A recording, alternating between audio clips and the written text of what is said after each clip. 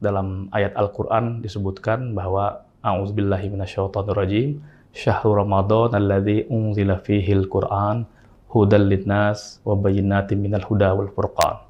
Bahwa tingkatan-tingkatan puasa menurut ulama itu juga sangat beragam. Tetapi semua panca inderanya pun juga ikut ditahan. Ulama mengatakan, ya berbeda lagi. Bagi yang kita umumnya memang puasa tetap sah, tetapi berdosa. Namanya juga manusia. Ada aja tingkahnya.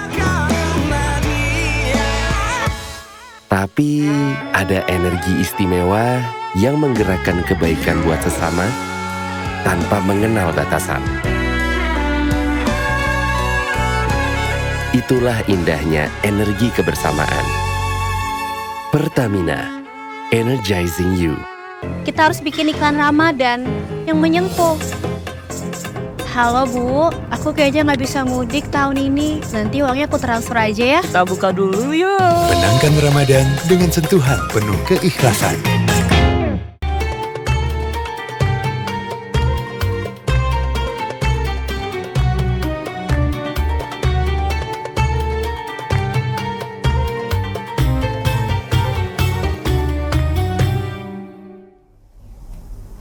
Assalamualaikum warahmatullahi wabarakatuh, pemirsa Mata Hati TV yang berbahagia. Dalam Islam ada beberapa amalan yang wajib atau harus dilakukan oleh orang-orang mukmin. Di antaranya adalah puasa di bulan Ramadan.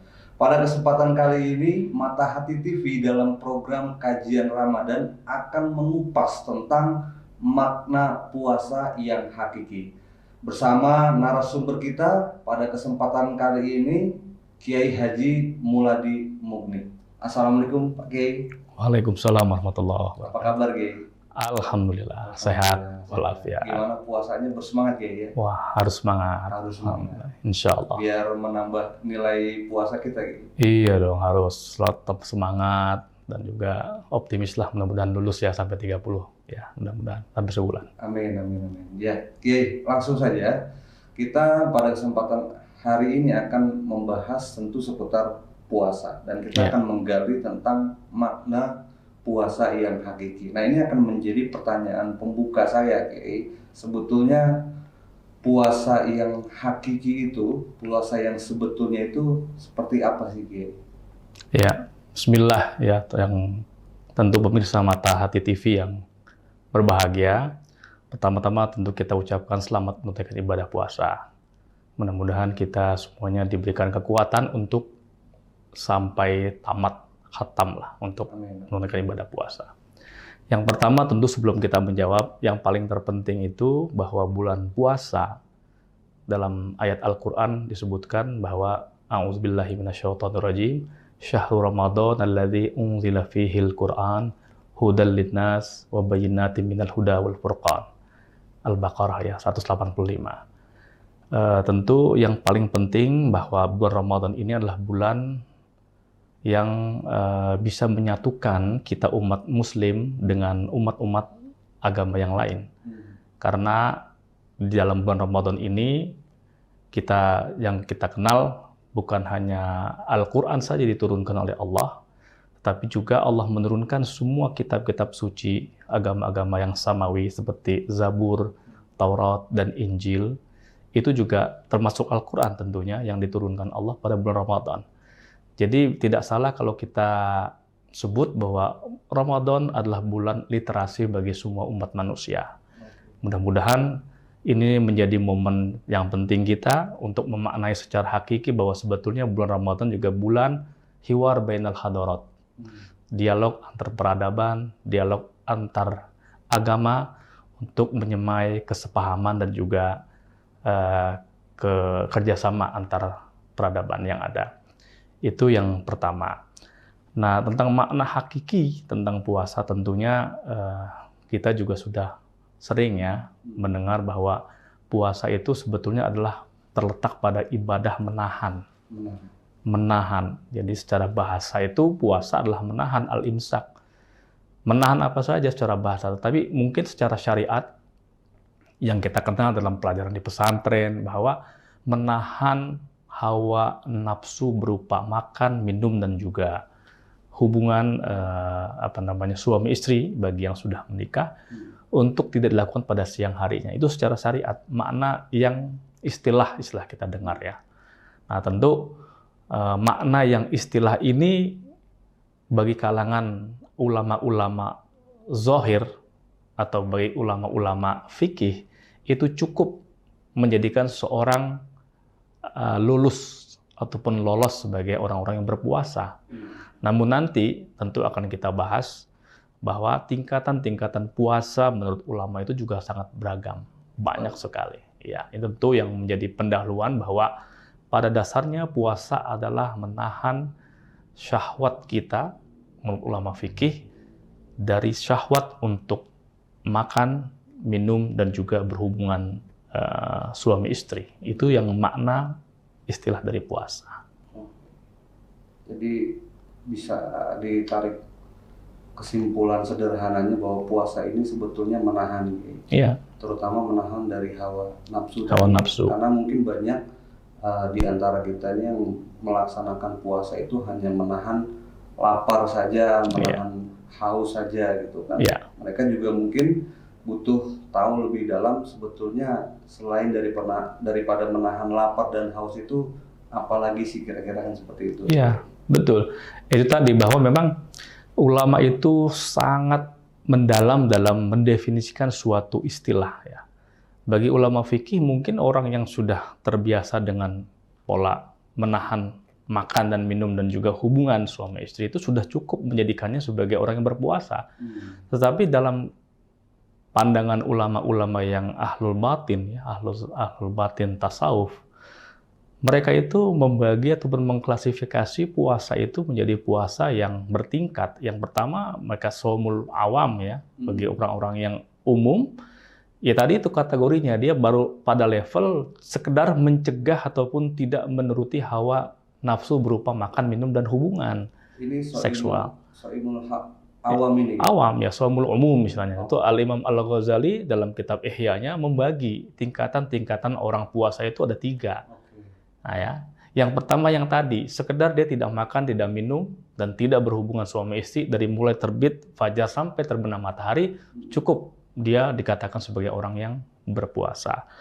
Tapi masuk dalam tingkatan yang kedua, lebih dalam dari yang umum tadi, namanya shaumul khusus. Beliau menyatakan demikian. Apa?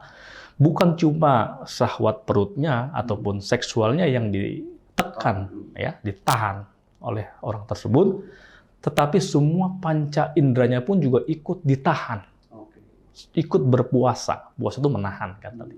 Dia tidak menuruti hawa nafsu lidahnya untuk berkata yang tidak baik, penglihatannya juga demikian, tangan, kakinya, pendengarannya, semua panca inderanya pun ikut berpuasa, plus tidak makan, tidak minum, dan berhubungan seksual tadi. Ini kategori yang kedua. Yang kedua. Nah, yang ketiga lebih dalam dari itu. Apa? Yaitu shaumul khususil khusus, beliau katakan demikian. Ini par excellence istilahnya. Jadi orang-orang yang mungkin kalau dalam klasifikasi tamu yang VVIP ya, very very important person istilahnya kan. Nah, siapa itu? Para anbiya war rasul. Puasanya bukan cuma panca indera dan menahan syahwat, lapar dan minum dan hubungan seksual, tetapi dia mampu menjaga hatinya juga untuk berpuasa. Tidak terdetik dalam hatinya selain Allah Subhanahu wa Ta'ala. Jadi itu sangat berat memang yang ketiga ini. Ya paling tidak, kalau tidak bisa di level ketiga, kita harus bisa masuk pada level yang kedua dan tidak boleh cukup puas pada kategori level yang pertama. Itu yang harus kita tingkatkan terus dan latih ya. Karena Imam Al-Ghazali pun juga menyatakan bahwa kalau umpama kita cukup puas pada level yang pertama, itu tidak akan meraih hakikat makna hakiki tujuan puasa yang akan dicapai oleh seseorang. Makanya beliau mengutip perkataan ulama, kam min sha'imin muftir wa kam min muftirin sha'im. Beliau bilang gitu kan. Berapa banyak orang yang berpuasa tapi hakikatnya dia berbuka. Tapi juga berapa banyak orang yang muftir dia berbuka, tapi hakikatnya dia berpuasa. Apa letaknya? Letaknya pada daya kemampuan dia untuk mengekang hawa nafsunya. Dia puasa, dia haus, lapar. Tetapi indranya tetap melakukan perbuatan-perbuatan yang dilarang. Lidahnya tetap meluncurkan kata-kata yang tidak baik. Nah, sebaliknya, orang yang muftir, yang tidak makan, tidak minum. Maaf, orang yang makan dan minum ya. Tapi dia shaim. Kenapa? Dia mampu meredam hawa nafsu dan panca indranya untuk melakukan hal-hal yang dilarang Allah Subhanahu wa taala. Ini beliau sampaikan demikian. Baik, jadi ada 3 kategori orang yang berpuasa menurut pandangan Imam Ghazali. Imam Al-Ghazali ya. Kita sebagai orang awam yang melaksanakan puasa ini harus punya upaya untuk naik tingkatan ke level yang paling tidak 1 tingkat lebih tinggi lah daripada yang tadi Kiai sampaikan hanya menahan lapar dan haus saja gitu Kiai. Iya, insya Allah itu tekad kita harus memang naik level ya. Bagi orang awam ya memang di situ. Makanya ada ulama ini saya pikir dalam ahli linguistik perlu juga, mungkin tidak umum juga. Kenapa dalam ayat dikatakan kutiba alaikumus syiyam? Tidak kutiba alaikumus shaum, kan begitu kan? Jadi syiyam gitu. Jadi memang yang dicoba ditarget oleh audiens Al-Qur'an itu hanya puasa yang kategori awam tadi, pertama itu. Tetapi hakikat yang ingin dicapai kalau masuk daripada tujuan puasa la'allakum tattaqun tadi, itu nggak cukup berhenti pada konteks as-syiyam saja. Kenapa? As-syiyam itu dia hanya menahan godaan syahwat makan dan minum serta hubungan seksual saja. Tapi kalau as-shaum, menurut kalangan ulama tersebut, bahwa bukan cuma itu yang ditahan, tapi juga panca indranya. Dalilnya ada kan ketika Maryam, Siti Maryam ya, kalau kita menyebutnya itu ibu kandung daripada Nabi Isa alaihissalam, inni nazartu lirrahmani shauma falan ukallima an-nasa falan ukallima al-yauma insiya, ya kan begitu. Jadi aku bernazar kepada Allah untuk berpuasa. Falan ukallima al-yauma insiya, nggak akan berkata-kata, mengucapkan suatu perkataan sedikit pun kepada manusia. Jadi as-shaum itu terkait dengan aktivitas indera, dalam hal ini ucapan. Jangan sampai ucapan saya pun keluar hal-hal yang buruk. Tapi kalau as-syiyam yang tadi itu, ketika dia sudah melakukan kontrol terhadap syahwat makan dan minum ataupun hubungan seksual untuk suami istri, dia cukup dikatakan sebagai orang yang berpuasa. Tapi hendaknya itu dalam Ramadan kita perkuat syiyam plus saumnya, tapi dalam 12 bulan, 11 bulan setelahnya harus kita jaga kondisi saumnya, bahwa bukan cuma lapar dahaga, tapi juga kondisi menjaga panca indera dan penglihatan tadi itu. Baik Kiai, tadi sudah 3 kategori yang Kiai gambarkan menurut Imam Ghazali.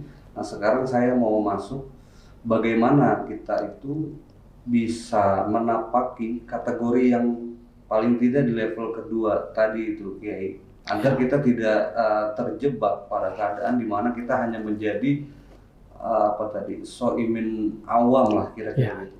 Tipsnya, langkah-langkahnya itu seperti apa kira-kira gitu? Tipsnya kita harus punya tekad bahwa dan pemikiran bahwa kita itu sejauh mana puasa memberikan dampak terhadap kita. Gitu loh. Kita harus punya itu target bahwa pengaruh puasa terhadap kita itu apa sih sebetulnya. Nah, kalau kita lihatlah kepada ayat Al-Qur'an, kita kembali bahwa la'allakum tattaqun itu kan. Sebagai kamu bertakwa. Ada satu mufasir yang mungkin kita kenal ya, Muhammad Ibnu Ashur dalam tafsir At-Tahrir wa Tanwir ya, ahli Tunis itu beliau, untuk kebangsaan Tunisia. Beliau menyebutkan bahwa la'allakum tattaqun ini adalah ittiqaul ma'asi. Orang bertakwa itu terjaga dari perbuatan maksiat. Nah, terjaga dari perbuatan maksiat itu outcome-nya ya, artinya hasil yang diciptakan dari keterjagaan maksiat itu yang pertama dia istiqomah dalam melaksanakan perbuatan-perbuatan baik di dunia. Yang kedua, dia tercegah dari kesengsaraan hidup di akhirat. Jadi 2, Jadi daripada terjaga maksiat itu ada dua hasil yang diinginkan dari la'allakum tattaqun. Nah, kalau kita berpikir rasa-rasanya untuk mencapai pengaruh puasa yang ittiqaul ma'asi itu rasa-rasanya nggak cukup kalau kita berada pada level yang pertama. Ya, contohnya ada satu hadis Nabi yang sangat menarik sekali dalam konteks ini ya. Wallahi la yu'min. Wallahi la yu'min, sampai 3 kali Rasulullah sebutkan. Diulang-ulang. Artinya sangat penting ini hadis yang akan beliau sampaikan. Sampai beliau bersumpah 3 kali, demi Allah tidak beriman. Maksudnya tidak beriman itu kurang.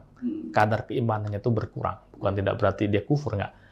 Siapa yang tidak beriman ataupun kurang kadar keimanannya? Itu man layak man jaruhu bawa'iqahu. Seorang tetangga yang tidak aman karena keburukan-keburukannya. Ini kan akibat perbuatan buruk dari panca indera yang dia lakukan kan. Mungkin lisannya, mungkin tangannya, kakinya, ataupun penglihatannya dan sebagainya. Meskipun dia berpuasa, ataupun dia menahan hawa nafsu bentuk yang tadi itu, yang kategori awam. Tetapi kalau umpama dia masih memperlihatkan arogansi terhadap tetangga, sehingga tetangga tidak nyaman, Rasulullah katakan tidak beriman orang seperti itu. Atau kurang kadar keimanannya. Nah, ini menunjukkan bahwa memang kategori yang pertama itu sangat minimalis. Ya. Atau ada hadis lain yang juga serupa dengan itu, la yadkhulul jannata namam. Ini yang biasa kita dengar kan. Ataupun la yadkhulul jannata qattat. Orang selalu mengumpat, mencaci. Mereka gemar untuk membuka aib orang lain. Jadi meskipun dia sudah berpuasa dalam kategori awam tadi, tetapi masih banyak yang terluka dengan lisannya ataupun tangan dan kakinya, panca inderanya, dia tetap dikatakan tidak masuk surga. Nah, ini justru kita harus melihat bahwa pengaruh yang dihasilkan oleh puasa itu melatih kita untuk bukan cuma puas dalam satu level puasa yang awam tadi, harus naik. Karena begitu banyak konsekuensi orang yang kalau seumpama hanya puas pada level pertama, itu ancaman-ancaman terhadap gangguan-gangguan sosial yang diakibatkan seorang oleh inderanya itu sangat luar biasa dosanya di hadapan Allah Subhanahu wa taala. Jadi itu saya pikir ya untuk menjawab bagaimana kita bisa move on ya istilahnya itu naik level. Kita harus tahu betul bahwa sejauh apa pengaruh puasa yang diinginkan oleh agama kita, bahwa la'allakum tattaqun itu memiliki sebuah persyaratan ataupun satu konsep yang holistik yang harus dijalankan oleh umat Islam, dan itu tidak hanya cukup kalau kita puas dalam kategori shaumul umum. Oke. Artinya pertama bahwa seorang yang awam yang melakukan puasa ini dia sebetulnya punya kesempatan untuk naik level. Ya. Tentu dengan tekad yang kuat, Kiai. Ya. Apalagi tadi Kiai sudah menjabarkan banyak sekali hadis dan makna-maknanya tentang orang yang dianggap imannya itu kurang karena dia berpuasa tetapi tidak diimbangi dengan puasa panca inderanya, masih melakukan umpatan yang kasar, tidak menjaga matanya kan seperti itu. Kiai. Artinya itu dampaknya dia masuk kategori orang yang kurang beriman karena hanya puasa dalam arti hanya menahan lapar dan nafsu untuk tidak minum dan tidak makan lah kira-kira seperti itu. Artinya semuanya ini sebetulnya kalau ada tekad yang kuat bisa naik level pada level yang kedua ya Kiai ya. Betul.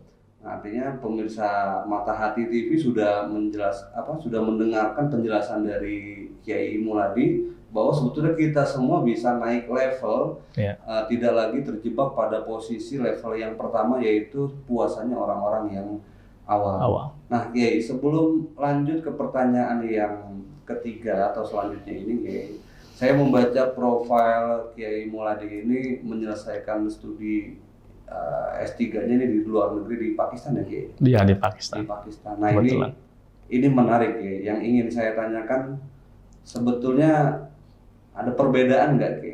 Puasa di sana dan di Indonesia itu seperti apa, Ki? Ya, sebetulnya secara umum ya, umat Muslim itu dimanapun saja puasa ya sama ya tradisinya ya. Tradisi dalam artian diikat dengan ketentuan syariat bahwa harus memulai puasa ketika fajar ataupun terbitnya matahari dan selesai ketika azan maghrib. Nah itu cuma mungkin yang membedakan tradisi bagaimana masyarakat menghadapi bulan puasa atau mengisi puasanya. Saya pikir itu menarik untuk kita angkat ya, karena memang apakah sama meskipun negara berpenduduk muslim, tapi tentu ada perbedaan ya. Seperti contoh kecil, di sana itu ada tradisi iftar, kemudian dinner. Oh, ini berkaitan dengan buka puasa. Buka puasanya, ada tradisi masyarakatnya. Jadi kalau umpama kita diundang untuk iftar, itu jangan GR dulu. Itu bisa jadi dalam pengertian masyarakat Indonesia itu hanya dikasih takjil. Takjil itu kan hanya makanan ringan seperti kurma, air putih. Tapi kalau undangannya itu iftar plus dinner, itu artinya adalah kita dikasih takjil, break sebentar, sholat maghrib, setelah itu baru kita lanjut dengan makan besar, namanya dinner. Nah di Indonesia juga mungkin seperti itu ya. Ada ya, Mas Yoki juga tentu ada juga tradisi puasa seperti itu kan. Nah jadi buka dulu, membatalkan, mungkin diisi dengan kolak, atau apa, bubur kelontong, atau gorengan. Nah sama di sana juga ada semacam gorengan. Jadi memang makanan yang paling ditunggu masyarakat Pakistan di sana itu ya ketika iftar, membuka puasa itu pertama adalah gorengan dengan es biasanya atau buah-buahan. Membatalkan puasa dengan makanan yang ringan. Makanan ringan. Setelah itu lanjut sholat maghrib. Mereka biasanya jamaah. Setelah jamaah dilanjutkan dengan makan besar namanya dinner tadi. Dan ini berlaku merata gitu? Itu merata. Merata. Ya, itu merata. Di Indonesia kan nggak bisa kita spesifikasi mengatakan seperti yang tadi Kiai sampaikan. Ada juga kalau di Indonesia ada yang buka puasa minum air putih langsung makan berat. Betul, langsung gebek lah istilahnya. Iya, ada yang hanya cukup dengan gorengan, kolak gitu kan, nanti makan beratnya itu setelah tarawih misalkan. Iya. Nah, ini kan mungkin salah satu perbedaan. Kalau di Pakistan hampir merata. Iftar dulu gitu. Iftar dulu, artinya takjil istilahnya ya. Berjamaah maghrib, lanjutkan dengan makan besar. Besar. Dinner istilahnya sana ya. Ya mungkin pakai bahasa Inggris itu kan dinner. Setelah itu baru ya taraweh. Biasa. Habis taraweh ya sudah sama dengan kita menghabiskan sisa makanan buka. Ya kan kalau ada es ya minum es dan lain sebagainya. Kalau di Indonesia buka puasa harus yang ringan-ringan dulu kayak. Karena kalau langsung makan berat khawatir nggak kuat melanjutkan tarawihnya. Makanya banyak yang makan berat itu setelah tarawih. Iya betul. Ya bagus juga itu tradisinya, strategi yang bagus ya. Biasanya nanti banyak yang beralasan aduh karena kekenyangan akhirnya nggak usah tarawih dulu. Tarawih ya. Gitu kayak. Baik, itu tadi gambaran sedikit perbedaan masyarakat yang berpuasa di Indonesia dan di Pakistan. Ya. Kita lanjut ke pertanyaan selanjutnya.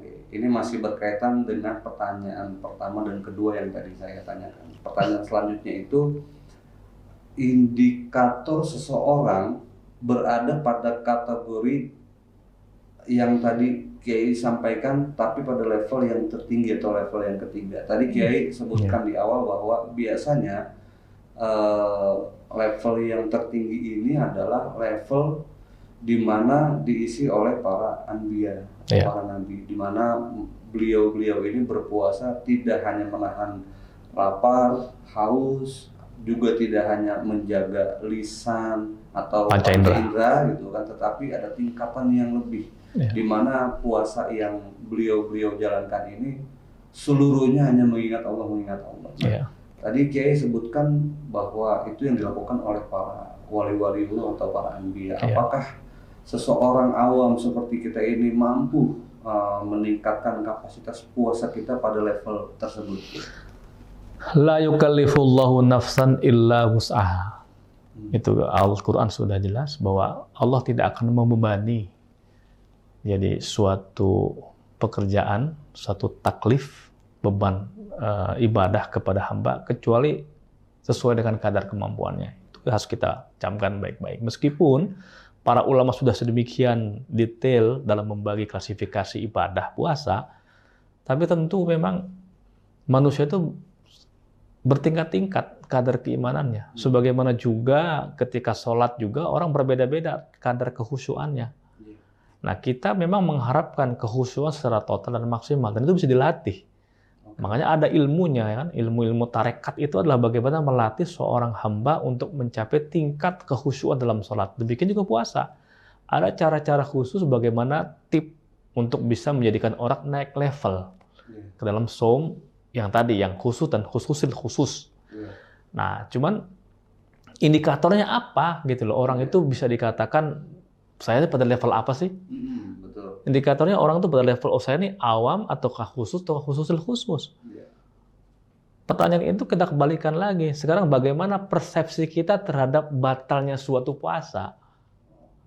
Kalau seorang itu mengatakan saya berpuasa dan saya dikatakan batal puasa kalau saya hanya makan, minum, dan berhubungan seksual. Itu saja. Itu baru dikatakan saya berbuka puasa. Berarti level dia level yang berapa? Level yang pertama kan? Karena konsep dia tentang batalnya puasa hanya pada sekedar dia melakukan yang 3 hal tadi. Nah, tetapi kalau umpama level yang kedua, dia juga harus bisa mematok bahwa saya sudah dikatakan batal puasa kalau umpama lidah saya juga sudah menyakiti orang. Tangan saya juga sudah melakukan suatu perbuatan mengambil hak orang lain. Ya kan? Penglihatan saya juga melihat sesuatu yang dilarang oleh Allah. Meskipun dia ya sudah berpuasa haus dan dahaga dia tahan, tetapi kalau lisannya dia itu melakukan itu, dia sudah menganggap, oh saya sudah batal puasa saya. Lagi standar kebatalannya itu berbeda. Apalagi yang ketiga, shaumul khusus itu ketika terdetik saja dalam hatinya ada dunia, sudah batal. Meskipun dia masih berpuasa secara fisik menahan yang tadi itu yang hawa, haus dan lapar masih dijalankan. Tapi kalau umpama hatinya terpaut kepada manusia, dia berharap sesuatu tidak murni kepada Allah. Nah, itu sudah dikatakan berbuka dia. Nah, ulama fikih makanya sangat cerdas. Bagaimana sih mengantisipasi ini? Apakah orang yang berpuasa tiba-tiba dia bermaksiat, apakah puasanya batal atau enggak? Gitu kan? Pendapatan ahli zahir nih, maksudnya ahli fikih. Ulama mengatakan, iya berbeda lagi.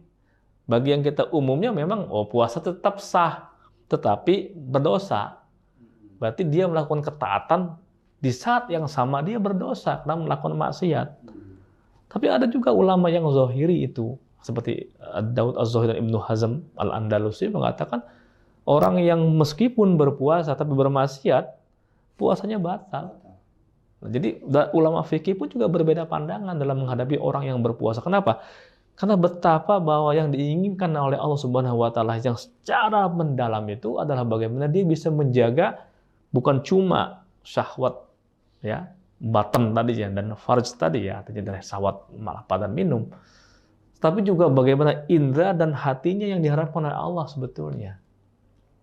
Nah itu, tapi lagi-lagi la yukallifullahu nafsan illa wus'aha, bahwa tidak akan membebani satu pekerjaan yang di luar batas kemampuan manusia. Tetap kita berupaya keras, bertekad harus move on dan juga naik level. Meskipun demikian, kalau tidak mampu ya insya Allah mudah-mudahan pada level awam pun juga rasa-rasanya Allah Maha Rahman dan Rahim tetap akan menerima puasa kita selama syaratnya semua dipenuhi. Baik. Insya Allah. Amin. Artinya tadi mungkin bisa saya simpulkan sedikit dari pertanyaan yang ketiga tadi itu Kiai, bahwa kembali kepada bagaimana kita merasa batalnya puasa kita itu karena apa. Ya. Kalau kita merasa batalnya puasa kita karena makan dan minum, artinya kita masih berada pada posisi level yang awam. Iya. Tetapi ketika kita merasa karena kita emosi sehingga mengeluarkan kata-kata yang kasar, mengumpat gitu, dan kita merasa bahwa puasa saya batal, artinya itu mungkin sudah kita sedang berada atau berproses naik menjadi level di atas awam, level kedua lah kira-kira seperti itu ya. Baik. Luar biasa, Masya Allah, tadi kita banyak sekali berbicara tentang kategori orang berpuasa sampai tahapan kita untuk naik level tidak lagi menjadi di level puasa orang-orang yang awam. Mudah-mudahan apa yang Kiai sampaikan ini bisa kita pahami dan bisa kita praktekkan pada aktivitas puasa Ramadan kita pada tahun ini, khususnya untuk pemirsa Matahari TV. Terima kasih sekali lagi saya ucapkan Pak Kiai. Mungkin kita akan berjumpa kembali pada episode yang selanjutnya. Insya Allah. Baik, itu pemirsa Matahari TV yang berbahagia. Tuntas kita berbicara tentang makna hakiki tentang puasa Ramadan bersama Kiai Muladi Mukni. Mudah-mudahan bisa bermanfaat untuk pemirsa Matahari TV dan kita akan berjumpa pada episode tentu dengan pembahasan yang berbeda. Sekian, wassalamualaikum warahmatullahi wabarakatuh. Waalaikumsalam.